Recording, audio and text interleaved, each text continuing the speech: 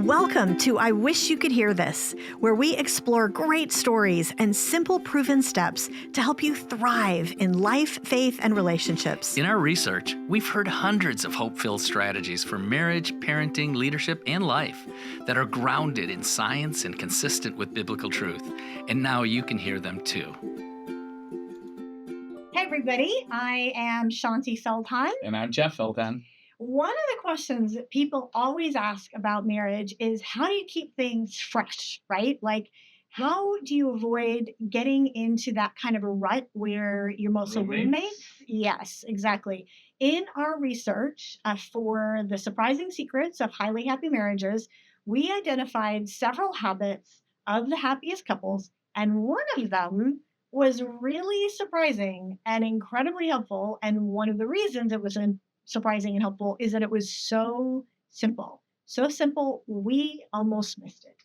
That is what we are going to cover in this episode. And I think the seeds for this was kind of sown back in our days when we lived in New York and attended Redeemer Presbyterian Church with Tim Keller. Tim Keller was our pastor. It was like sitting under C.S. Lewis every Sunday. It was amazing. A good man. Maybe we should say what the habit is to get us started. Yep. So here's what we found is that the happiest couples, they treat each other first and foremost like best friends. And that was something that came up in the research really strongly. It's come up in other research really strongly, but we almost missed it. And why don't you share what Tim said that sermon one day? So one time, Tim, he's one of our buddies. Tim, Pastor Keller. That doesn't feel right either. So we can call him Tim. Everybody calls him Tim. So anyways, Tim shared, he said, I was reading a study recently about indicators of what make for best friends. What's the number one? And he kind of posed this rhetorical question, I guess, to the congregation. Best friends. It was just friendship. Yeah. What is the number one indicator of whether individuals will become friends? And so, we, along with the rest of the congregation, kind of mused about it for a beat or two.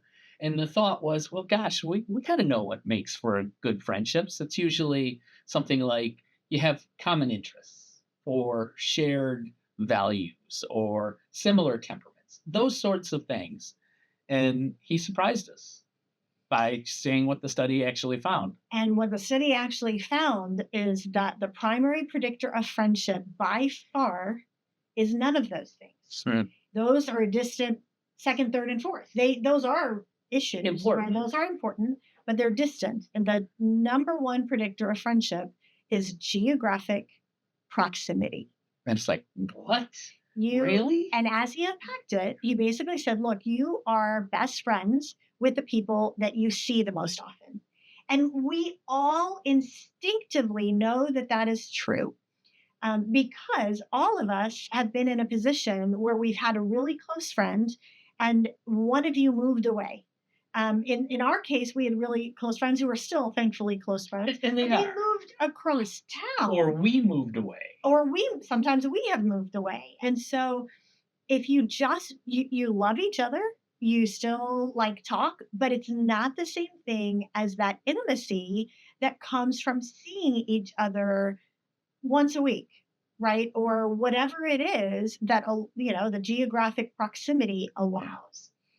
And so what we found is that in marriage, and this is the research, right, with the happiest couples, one of the things that we started to recognize is that they treat each other first and foremost like best friends. And then what that means in practice is that they just hang out. Yeah. Right? They just are purposeful about spending a lot of time together. We had a great example of what this looks like in the actual research. One of the couples that we interviewed. Yes. You've always done a great job at kind of sharing this story. Could you do it here? It's pretty, it's pretty whoa. So one of the things that we did in the Happy Marriages study is we had a research group in the study that were people who had gone from being really, really distressed marriages to being great marriages, to being these highly happy couples that we were studying, because we really especially wanted to know how you went from point A to point B. It's Yeah. great if you avoid getting into distress to begin with, but for the people who did, what was it that got them to such a happy place? And can the rest of us replicate that? Yeah, right. I mean, exactly. if what they did was just impossible to duplicate, that's not Correct. helpful. That's not particularly helpful. It's But good for them. but in this case, for the book, we were looking for things that are simple that anybody can do. And so what happened in this case is that I was talking to this one young mom, and she told us, this is one of those, they had been in a very distressed, almost divorced kind of place. They had 3 little kids, and just had their lives were going in a million different directions. And I don't know that she even knows why she did this. But as she's thinking about their marriage and thinking about how horrible things were, she decided for whatever reason to take a look at their calendar and figure out how much time they were spending together. And when she says distressed, they were contemplating Divorce. and she didn't want her kids to grow up in a broken home. Correct. Right. And so she actually looked at her calendar and she said, how much time are we, her and her husband, just spending together, just as friends, just, hanging out, just talking, just being together rather than, hey, the kids have to do this or this and whatever. Right. And she added it up and it was 15 minutes a week. And she was like, no wonder, like, we're on the verge of divorce. We're not even friends anymore. Like, we don't like each other because we just aren't connecting anymore.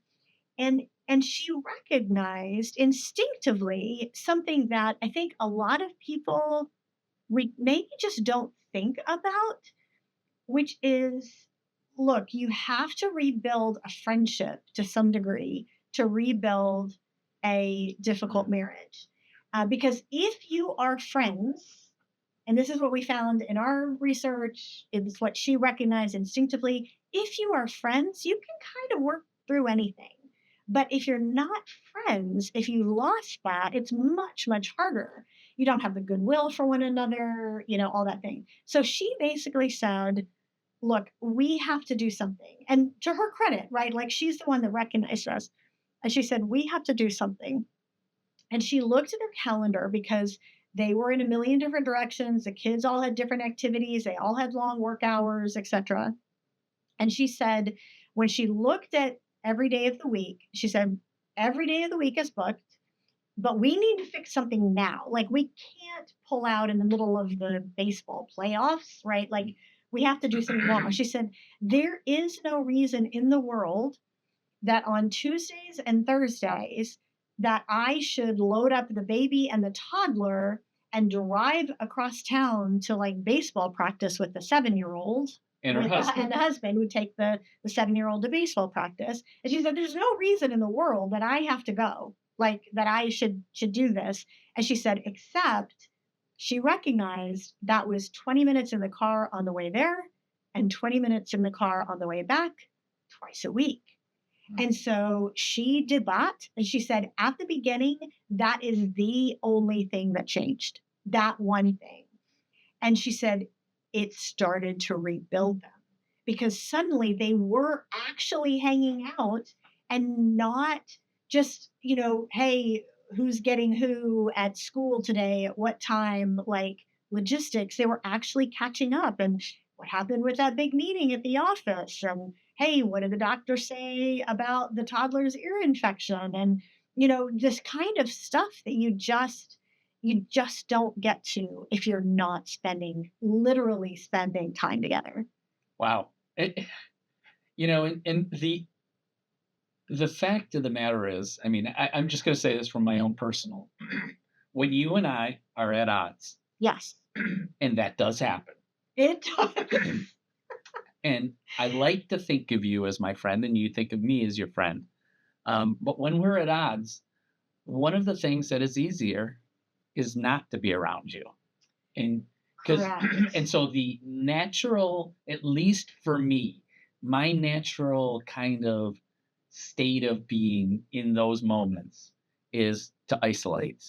And because if we're at odds and we're together, it It feels feels awkward. awkward. And when we're not, I think it feels a little better. Now it really doesn't, because I'm reliving or stewing. replaying things in my mind that aren't helpful. And it certainly doesn't feel better for me because You're right. I'm like mentally Right. following you But around so the so house, that's wondering if things the are that's okay. the kind of the struggle that we as humans have with one another. When we do have those times at odds, we pull away. Yeah. And what you're saying that this woman did is she leaned into it. Yeah. And she said, "Look, I'm not trying to solve all our problems here.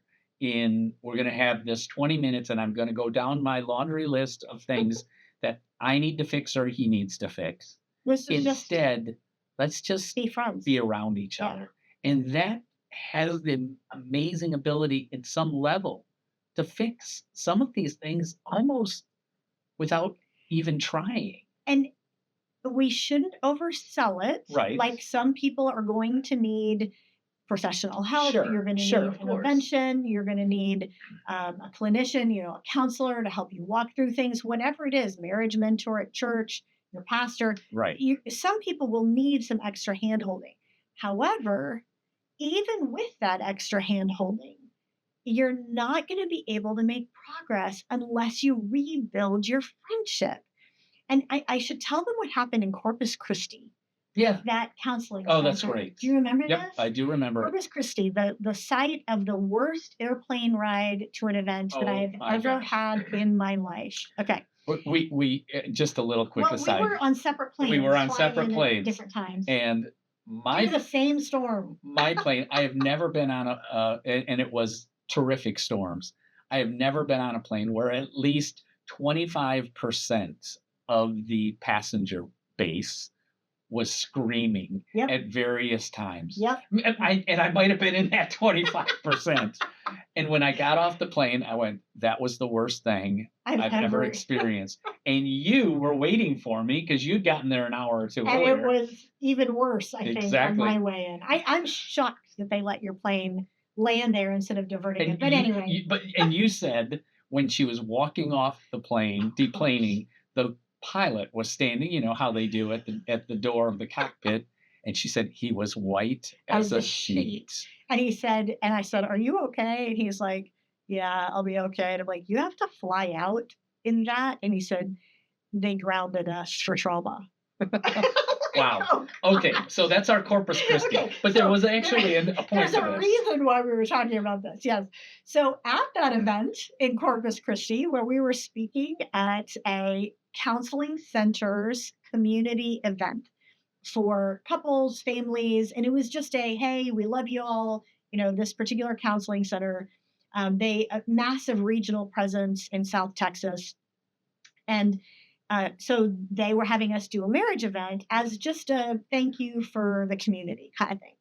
And one of the directors of that event, who was one of the directors of this home, she was telling us that they had for decades a incredible success at their marriage counseling, and very, very few divorces. I can't remember what the number was, but like the magnitude was for every 1,000 couples, they had 2 divorces or something. It was ridiculous number. Ridiculously low, amazingly low number.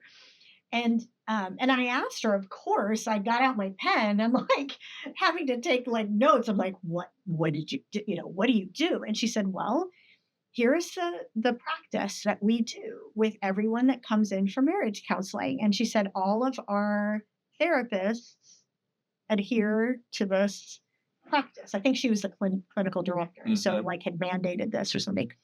And she said, here's what we do. We tell them when they come in for their first session, we are not going to see you for 2 weeks. Like this is our first consultation, whatever. Your first actual session will be in 2 weeks, and we're going to give you homework. And here's your homework. Every day for the next 2 weeks, you are going to spend half an hour together with zero negativity, just hanging out, just being friends, talking about the day, catching back up, and you're not allowed to fight. And she said, you can set your alarm for 30 minutes and start fighting once the 30 minutes is over, but you're not allowed. You're just going to hang out. And she said, and I think that maybe go on a date once before the end of the 2 weeks. And she said, what happens is if we were to go straight into counseling without that, they would go in having been at the corners, or 2 different corners of the room, the 2 different, corners of the boxing ring, and they're not friends. And yet by the time they come back in 2 weeks, they have reestablished their friendship and they're able to actually work on their marriage. And so that is one of the things that from the secret of happy couples hang out that we thought was priceless, because it gets at this thing that we don't even see as important. So running this through my guy filter. Yeah, guy filter. Go. All the guys out there are like, yes, thank you. Or I used to hear, when I'd hear that hanging out, I'd hear, okay, that means I have to plan something that is going to really make her feel loved, and some event, some occasion, something that I have to do. And quite frankly, at some point with busy lives, some of those thoughts feel a little paralyzing. Like, it's just one more thing on my plate that, date night this week, I've got to take her. I've got to surprise her with this or that. And all of that is good. And I wish that came so easy or natural to me. And I can just say it doesn't. So, and I'm sure you're not alone. I'm quite confident I'm not alone. So help the guys out there understand maybe what you mean by hanging out. What does that mean? So one of the things that we need to say very, very directly is that we're not talking about the big like picnic in the park and the big, organizing a huge complicated date every Friday night. Those things are good. Like, don't get me wrong. Like some women, like I'm not a picnic kind of girl as much. But somebody might like that, right? Like that might be their thing. Okay, great. Like do that occasionally. Great. However, what we're talking about is much, much more foundational. It is literally geographic proximity.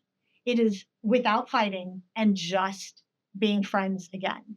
And so like that wife who spent 20 minutes in the car on the way to baseball and 20 minutes back, just talking and catching up about the day. Like, tell them what we do now that we've, by the way, we should explain that one of the things that is good about that we really enjoyed about this study of the happiest marriages isn't just that it was fun to talk to these folks and hear what they did. But one of the benefits of this is that once you recognize that something matters, you see, oh my gosh, we were already doing that. And we can do it more purposefully. And I think that happened with us. Yeah. And this topic. So tell them, for example, our version of this. Well, some of it is, and it's changed over time. Yeah, when the kids were little, we would oftentimes go out shopping together. And I'm a typical dude. I hate shopping. At least I think it's typical. Maybe the next generation loves it. I don't know. But however, I do like to grocery shop. Yes, you do. And so we would do that with the kids to the Costco or to the other things. And so we would spend that's 45 minutes or so in the way there and in the store. And it was enjoyable. And Shaunti even, would from time to time head over to Home Depot with me on my, projects, which on any given project could be 5 trips back and forth on a Saturday. Oh my gosh. I'm sorry. I just have to tell all the guys out there who are DIY people and any women who are DIY people, this guy is like the king of DIY projects and trying to do it as, what's the right word? Financially frugally cheap as possible, which literally he doesn't know which size bolt he needs, so he'll get one. No, a lot of times he will drive to Home Depot and pick the bolt that he measures, he thinks it works. He brings it back and finds, dang, that didn't work. He'll go back and get one more. No. So all the economists out there are going, are you kidding me? He's just spent $10 in gas traveling back and forth. Well, the Home Depot is close to our house. But still. No. But it is accurate that you will. Yeah, I may learn as I go. One of those Lowe's, one of those kinds of guys. And this is, by the way, one of the things that we heard is that in our research, and this was my research with men, right? This wasn't even just the happiest couples, is that men actually have many more romantic feelings towards their wives. And it really is just wanting to do things together. Right. And so, hey, you want to go to Home Depot with me? We're like, well, no, I'm kind of busy. We have friends coming over. I should probably stay and vacuum the house. And we don't realize he's actually proposing sort of a romantic outing, just the two of us, and we're saying we'd rather vacuum. Now, that's kind of a silly example, but the time to wander the aisle of Home Depot together, that's actually not silly. That is spending time together.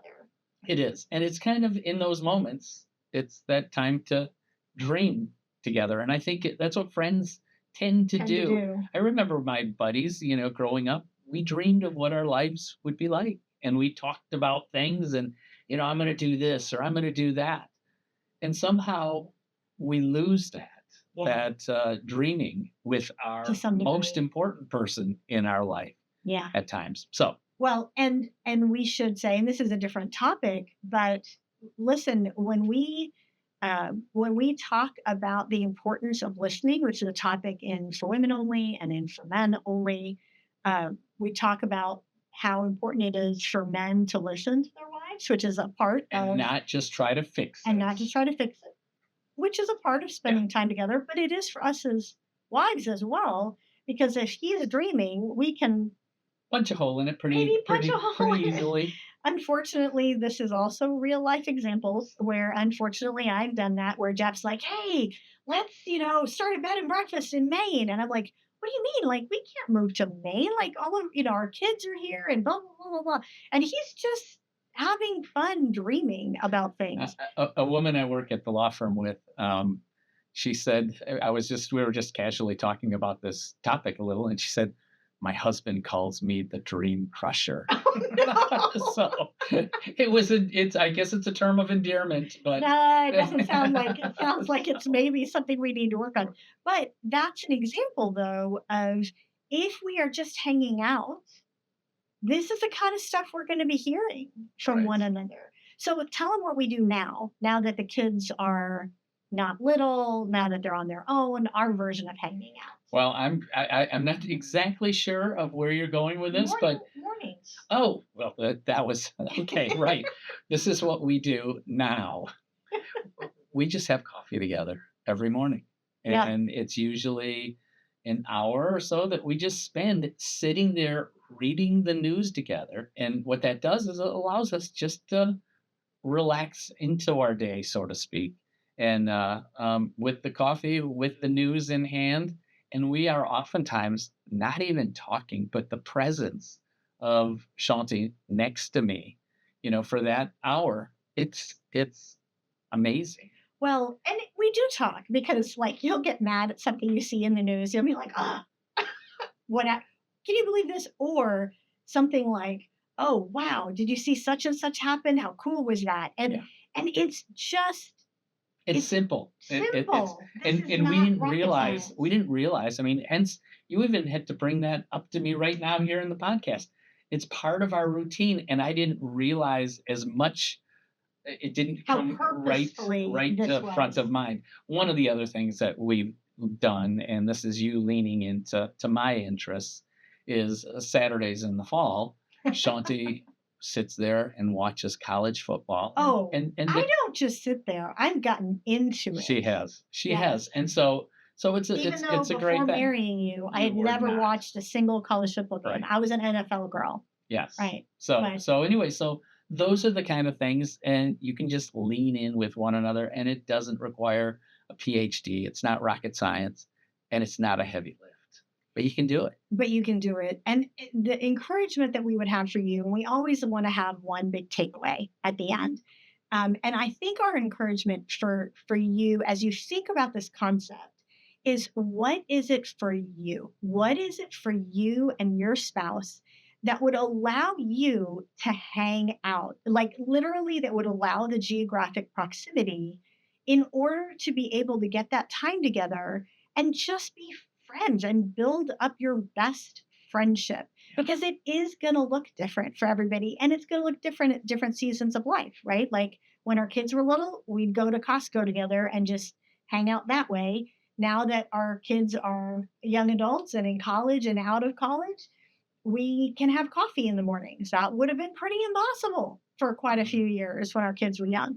And so, what is it that works for you, and implement it, because your marriage and your friendship is so worth it. And if you will start down that road, just try it. Just try it. We think that the results you're going to see are the best possible incentive to continue. So, that is our encouragement for you this time on I Wish You Could Hear This. Thanks for joining us.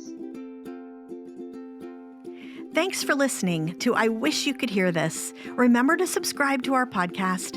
And as always, forward today's audio or video link to a friend, counselor, or pastor who would be encouraged.